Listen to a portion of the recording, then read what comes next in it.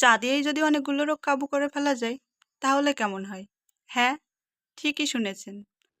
আজকে আমি আপনাদেরকে এমন একটা চা তৈরি করে দেখাবো যেটা খেলে শরীরের খারাপ টক্সিনগুলো হুড়হুড় করে বিদায় জানাতে বাধ্য হবে। হ্যালো ভিউয়ার্স, ওয়েলকাম জানাচ্ছি শ্রুতিস হেলদি কিচেনে। আপনারা এতদিন লাল চা, দুধ চা, গ্রিন টি, ব্ল্যাক টি এর নাম শুনেছেন। আজ আপনাদের নতুন একটি চা হোয়াইট টি এর সাথে পরিচয় করিয়ে দেব। ধারণা করা হয় চীনের ফুজিয়ানা প্রদেশে 618 থেকে 907 সালের মধ্যে এই চায়ের উৎপত্তি হয়।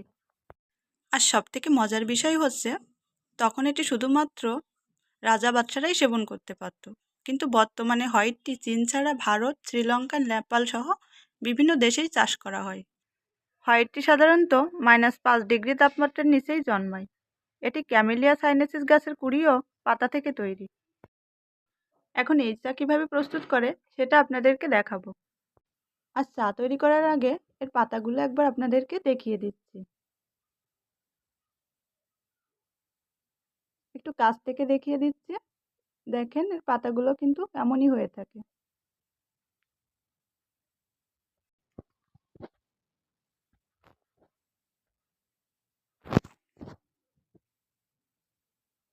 চা তৈরি করে নেওয়ার জন্য আমি চুলায় একটা পাত্র বসিয়ে প্রথমেই দিয়ে দিব জল। আর আমি এখানে 3 কাপ পরিমাণ চা তৈরি করব, তার সম পরিমাণই জল দিয়ে দিচ্ছি। এখন জল ভালোভাবে ফুটিয়ে নিব।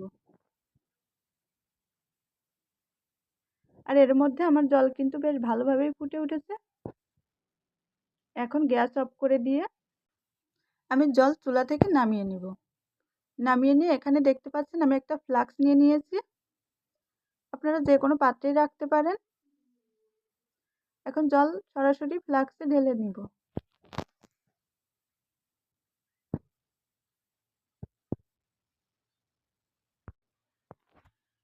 আর চা পাতা থেকে গুনে গুনে 4টা চা পাতা আমরা নিব। 3 কাপ চায়ের জন্য 4টা চা পাতাই যথেষ্ট। এখন সরাসরি আমি একটা গরম জলের ভিতরে দিয়ে দিব।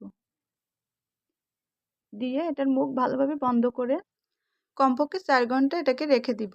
তাহলে আমাদের চা কিন্তু রেডি হয়ে যাবে। আপনারা চাইলে আগের দিন রাতেও এটা প্রস্তুত করে রাখতে পারেন। পরের দিন সকালে কোনো ঝামেলা ছাড়াই পান করে নিতে পারেন। আমি কিন্তু আগের দিন রাতে এটা প্রস্তুত করে রেখেছিলাম, আর পরের দিন সকালে আপনাদেরকে একটু দেখিয়ে দিচ্ছি।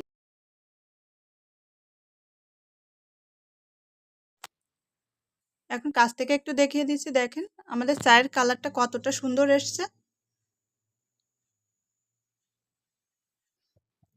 আর এই চা তৈরির প্রসেসটাও কিন্তু খুবই সহজ। আর এই চায়ের ভিতর কিন্তু আমরা কোনো ধরনের মিষ্টি জাতীয় কিছুই ব্যবহার করব না। এটা এমনি খেলেই শরীরের জন্য বেশি উপকার।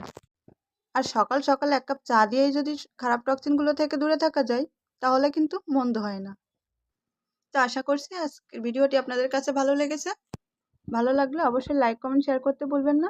আর পেজটাতে একটা ফলো দিয়ে অবশ্যই পাশে থাকবেন। আজকের মতো এখানেই বিদায় নিচ্ছি। দেখা হবে অন্য কোনো ভিডিওতে। ততক্ষণ তো সবাই ভালো থাকুন, সুস্থ থাকুন। ধন্যবাদ।